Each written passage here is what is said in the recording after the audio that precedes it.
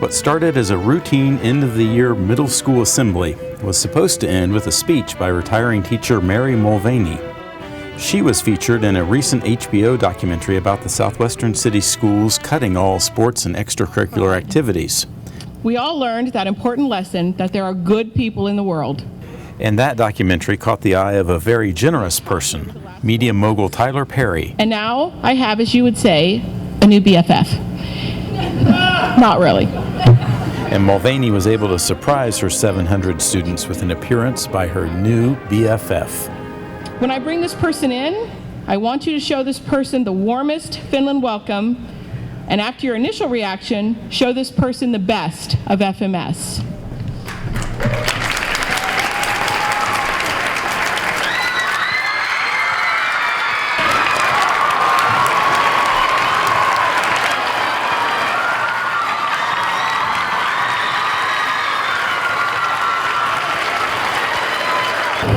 Y'all sit down, sit down, sit down. Everybody sit down, everybody sit down, sit down. How y'all doing? Everybody good? I see some of you crying, that's man. I was watching HBO and I saw a story about you guys and how amazing you are, and Miss Mulvaney and all she had done in 30 years. 30 years she's been here. You'll give her a big hand. 30 years.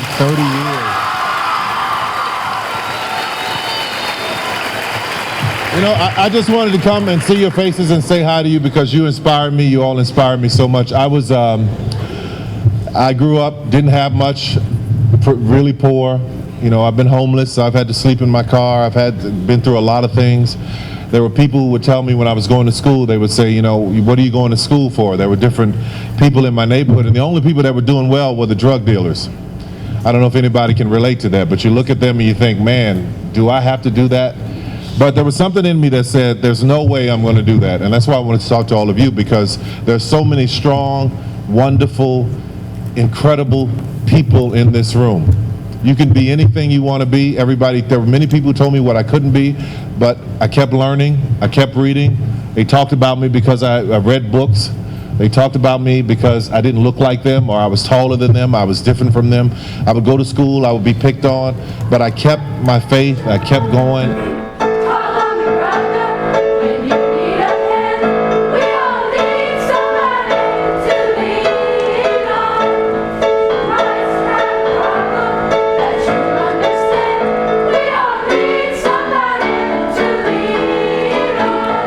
That is so much hope and joy and love in that room, and what is so exciting about them all is they all have a story. All those little lives, they have a story, and I think children sometimes are just pushed aside as kids, but the stories in that room could move a mountain. He wrote a check for $100,000. Overwhelmed. I'm totally overwhelmed. It's just such a kind gesture and such an unselfish person, and how nice that he came here. So many people are going to be able to do stuff now. That's great.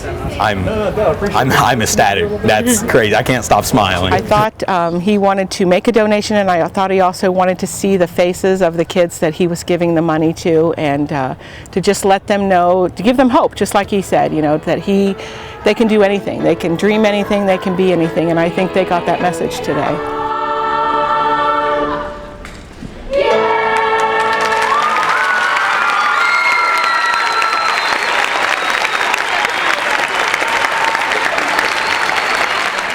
He said, you might be retiring, but I want you to tell me what's going on here, and I want you to keep in touch with me and in these kids' lives.